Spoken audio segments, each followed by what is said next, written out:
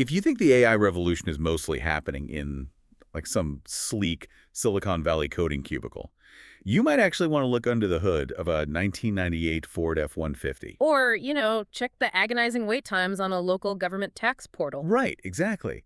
We hear this endless, breathless speculation about how AI is going to fundamentally transform the global economy and upend all of our lives. Oh, constantly. It's everywhere. But up until now, we've kind of been flying completely blind, haven't we? I mean, we haven't had concrete, massive-scale data on what real people are actually doing with this technology when they just, open their laptops on a random Tuesday. Yeah, we've relied really heavily on isolated surveys and honestly just a lot of anecdotal evidence. Right, like my cousin uses it for this or whatever. Exactly. And those don't give you a map of the territory at all. They just give you a few isolated street view snapshots. Which brings us to the mission for today's deep dive. We are unpacking Google's brand new report. It's called the AI and Economy ATLAs report. Version 1.0, which just dropped in July 2026. Right, and ETLS to stand for Activity, Task, Landscape, and Adoption Study. The goal for you listening today is to completely separate the hype from reality. Because there is a lot of hype. So much hype. We are going to explore exactly how AI is reshaping work, chores, and the global economy, all based on actual observed human behavior. And I think the scale of the data in this ATLS report is what makes it so unprecedented. I mean, it's wild. Yeah, lay out those numbers for us because they're huge. So we are analyzing 15 million aggregated, de-identified human AI interactions. 15 million, wow. Yeah, and these are pulled across the Gemini app, AI mode, and the Gemini API. So we are talking about data spanning more than 150 countries and interactions in 140 different languages. That's a massive global footprint. It really is. It covers 800 distinct occupations and tracks over 4,000 specific tasks.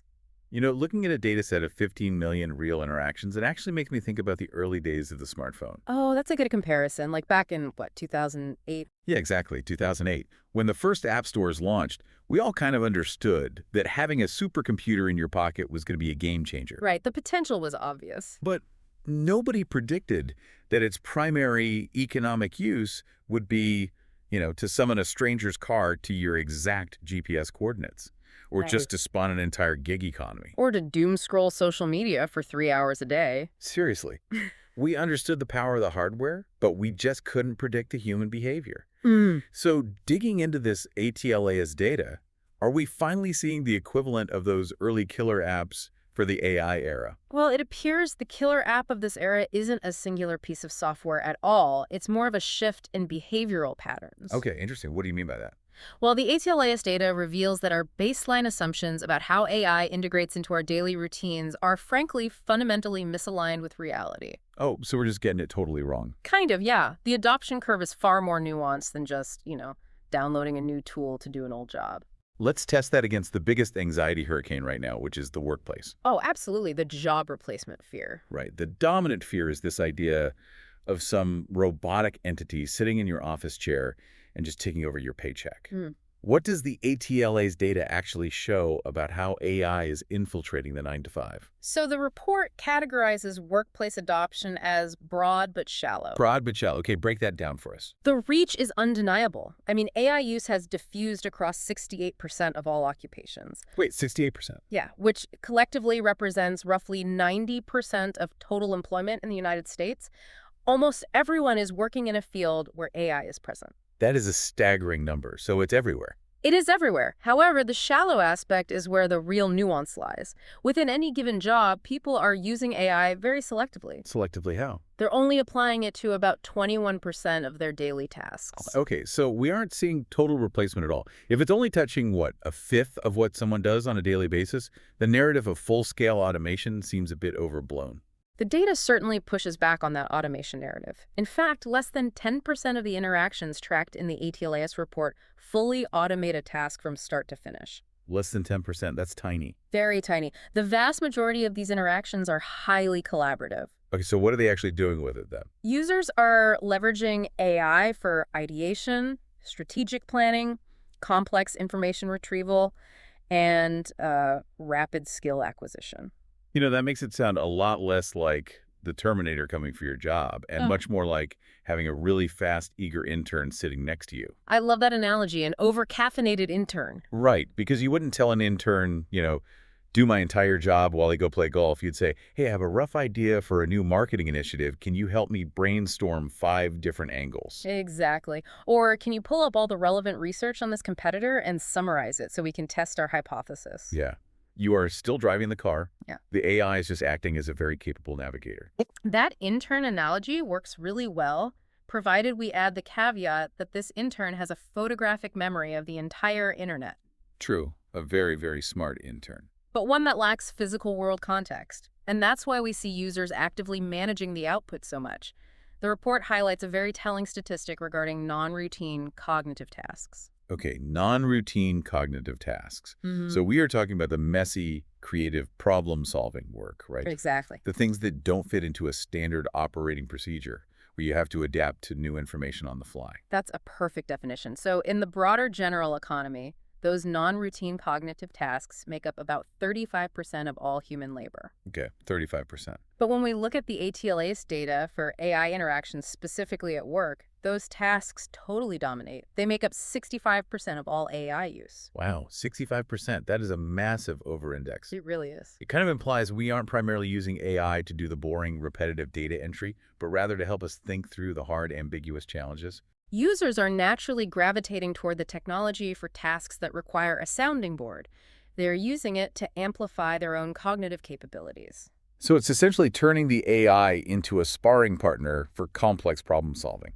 Precisely. But, here's where our own biases usually trip us up. Yeah. When we talk about non-routine cognitive tasks in brainstorming, there is this immediate assumption that this is strictly a laptop worker phenomenon. Oh, yeah, the classic knowledge worker stereotype. Right. We picture a project manager in a coffee shop typing away on a keyboard. Yeah.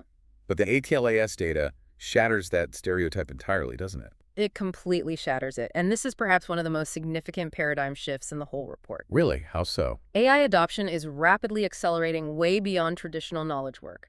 The data shows workers in manual and technical trades, so auto technicians, industrial mechanics, construction foremen, they are actively integrating conversational AI into physical environments. That is wild to think about. And they are using it as a real-time, live collaborator on the shop floor.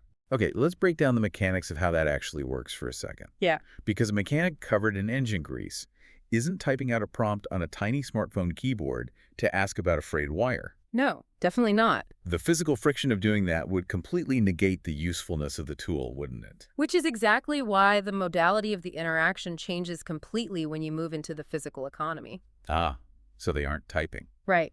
The data shows that when workers in physical and manual occupations use AI tools, they are twice as likely to use multimodal features compared to office workers. Meaning they're bypassing text almost entirely and relying on image, video, and audio inputs. Exactly.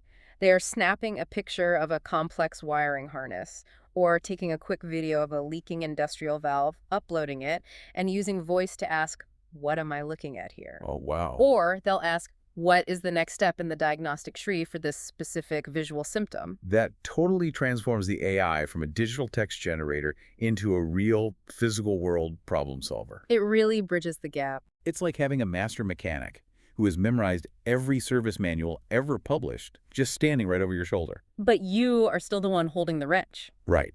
You still need the physical dexterity, the spatial awareness, and the foundational safety knowledge to actually execute the repair. The human is still essential. But the AI completely eliminates the friction of having to, leave the garage bay, walk over to a dusty computer, and spend 45 minutes searching through a PDF schematic. It creates this amazing cyber-physical feedback loop. Mm-hmm. The human provides the physical context and execution, while the AI provides the informational capacity. Which completely redefines our understanding of who stands to benefit the most from these tools. It absolutely does. Okay, so we've established how it's changing the office and how it's altering the reality of the garage and the factory floor. But all of this kind of pales in comparison to the most shocking statistic in the entire ATLAS report. Oh, I know exactly which stat you're talking about. We've spent this first half of the deep dive talking exclusively about jobs, right? But the data reveals that work It's actually a minority use case. A very small minority, actually. Over 86% of all interactions with these AI tools occur outside of the workplace. 86%. That is just staggering. It's a massive. If we are spending all of our collective societal energy worrying about AI's impact on employment, we're just staring at the wrong target. If they aren't working, what in the world are people doing for 86% of these 15 million interactions? Well, they are basically managing the immense administrative burden of just being a human in the modern world. Oh man, isn't that the truth? The report categorizes this massive chunk of usage into two buckets.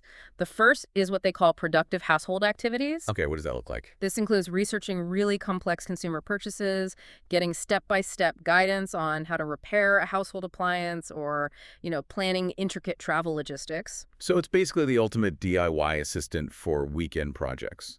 Exactly. But the second bucket is far more interesting from a societal perspective. People are heavily using AI to navigate what the report terms high-friction administrative tasks. High-friction administrative tasks. Okay, so this is the bureaucratic red tape. Oh, yeah. The worst of it. This is dealing with local government services, figuring out the labyrinth of the tax code, navigating licensing requirements, or trying to decode the legalese on an insurance claim denial. All the stuff we dread doing. It's the stuff that absolutely drains your soul on a Tuesday evening after you've already worked a full day. It is the shadow work of modern life. Yeah. It's the unpaid, highly complex administrative labor we all have to do. Yes, shadow work. That's a great way to put it. And here is where we hit a really fascinating economic paradox. Standard economic metrics, particularly gross domestic product, are completely blind to this 86% of AI usage. Well, yeah, because GDP only measures market transactions, right? Like, if I hire a tax attorney to decode a confusing government form for $500, GDP goes up. But if I use an AI to decode that exact same form for free in 3 minutes, saving myself hours of stress, GDP doesn't register that event at all.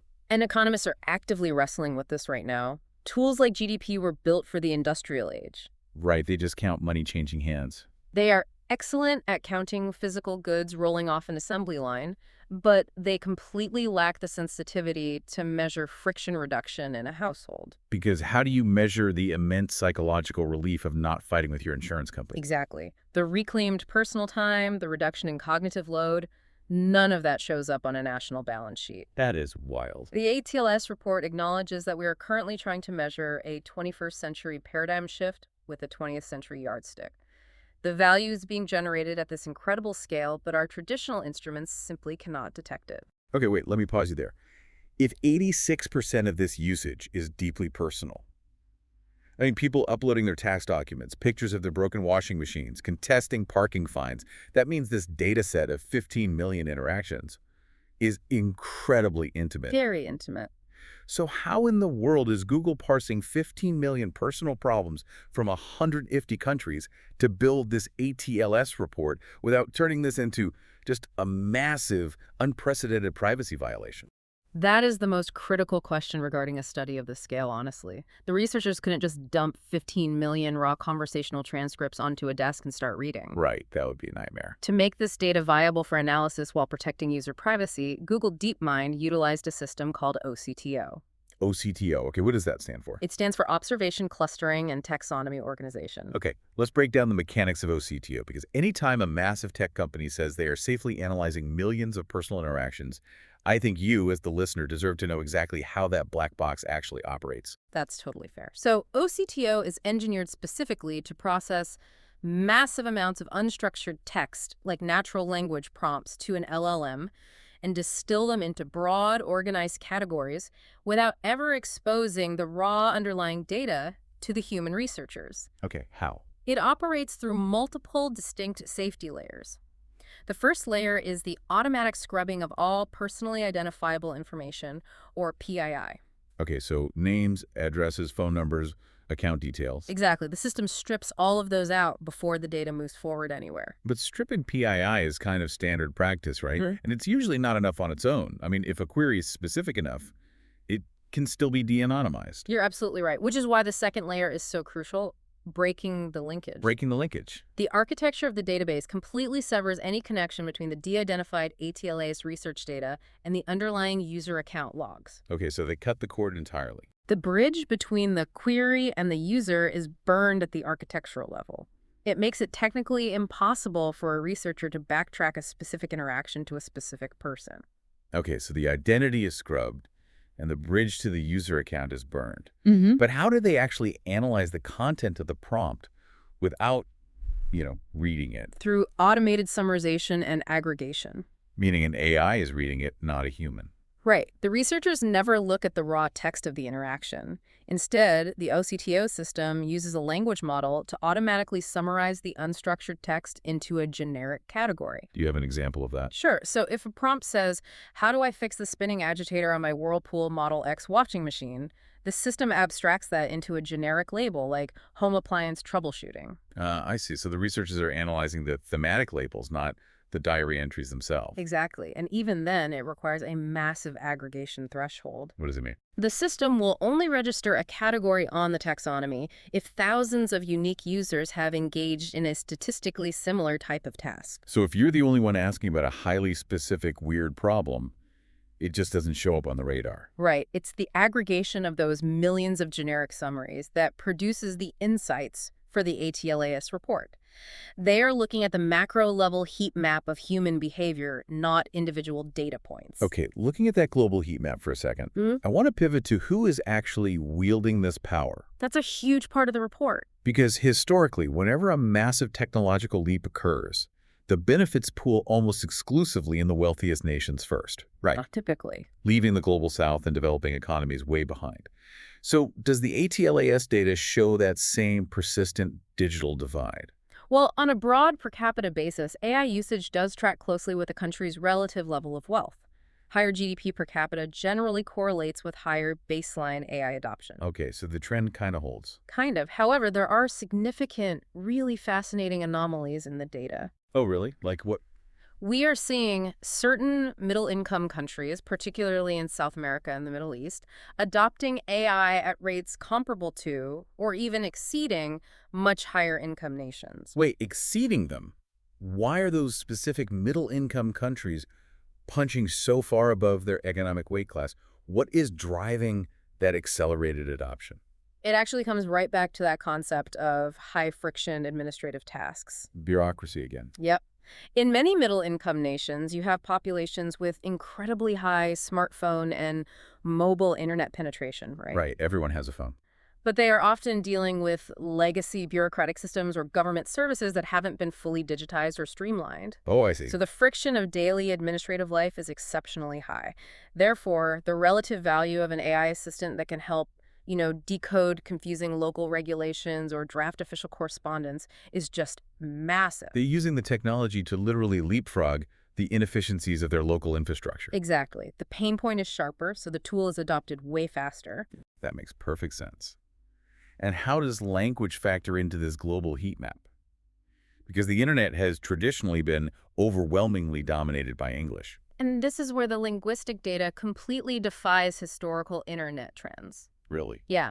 English only accounts for about 1/3 of global AI conversations in this entire data set. Only a third. That is a huge shift. But the most revealing insight is how users actually switch languages based on task complexity. Let me guess. For simple tasks, they might use English if it's like a second language, but when things get really complicated, they switch back. You hit the nail right on the head. The data shows that users purposefully stick to their native languages for high-level problem-solving and complex interactions. That makes total sense. When you are trying to understand a convoluted legal document or troubleshoot a really complex mechanical issue, you don't want the added cognitive load of translating in your head. Absolutely not. And the fact that users maintain their native languages for these complex tasks indicates a super high level of trust. Trust that the AI won't mess it up. Right. Trust that the underlying models can perform accurately across those 140 languages without the user feeling forced to default back to English just to get a good result. Which speaks to a level of localization we really haven't seen before at this scale. It's unprecedented. So let's synthesize all of this for you, the listener. What the ATLAS V1.0 report does is fundamentally shift the narrative from what we fear AI might do to what we can actually observe people doing right now. It moves us from speculation to observation. Right. In the workplace, it isn't a monolithic automated job replacer. It is a selective, highly multimodal collaborator. It's the eager intern helping you brainstorm a strategy document. Or the master mechanic whispering in your ear while you diagnose a faulty sensor on a factory floor. Exactly. But the true revelation, the 86% story, is that the AI revolution is happening in the hidden economy of our personal lives. The shadow work. Yes, it acts as a massive friction eraser, helping you navigate the exhausting, unpaid shadow work and bureaucracy of simply being a human in the modern world. And it's really vital to remember that this is just a preliminary snapshot. I mean, this is just version 1.0 of the ATLAS report. Right, there's more coming. A lot more. The current data set doesn't even include interactions from Google Workspace, AI overviews in search, or the massive data from enterprise cloud users. Oh, wow, so it's just scratching the surface. As those environments are integrated into future versions, the picture of global adoption is only going to become more intricate. Which brings me to a challenge for you, the listener. Evaluate your own habits this week. Look at how you are actually interacting with these tools. Are you still trying to force the AI to do 100% of your job and getting frustrated when it misses the mark? Because it will miss the mark if you do that. Right. Or are you shifting your mindset to treat it as a collaborator? More importantly, are you utilizing it to help you with that 86%, the exhausting, soul-draining administrative tasks of daily life? And to build on that, I really want to leave you with a final thought to chew on regarding that 86%. Okay, lay it on us. We've discussed how AI is uniquely suited to remove the friction of high-level bureaucracy, navigating convoluted taxes, decoding obtuse legal jargon, understanding the fine print of local licensing. All the terrible stuff. Right. But if AI eventually democratizes and automates our ability to perfectly navigate these systems, what happens to the massive multi-billion-dollar industries that currently profit solely off of that complexity? Oh, wow. If the bureaucracy of daily life effectively disappears because an AI can instantly translate and resolve it for you, how will society restructure itself around all that reclaimed human time? It really makes you wonder, if the early smartphone gave us the power to summon a car with a tap, maybe the true killer app of this AI era won't be a software program at all. Maybe it will just be the total elimination of life's waiting rooms. Thanks for joining us on this deep dive. We'll see you next time.